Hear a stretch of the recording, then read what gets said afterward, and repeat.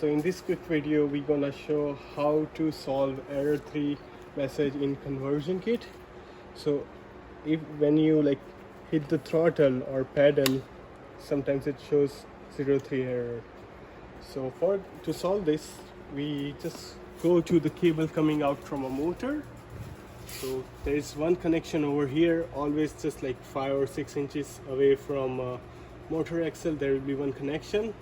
Check the connection, just disconnect them, see there is no damage or burnt in the connection, and then just reconnect them. Normally sometimes it just a connection gets loose and it causes the error.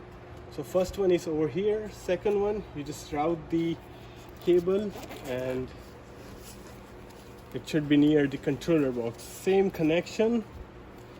So make sure the connections are good, there is no burnt or anything, and reconnect them. Make sure the arrows are facing each other, and let's check the display now. It's still showing 03.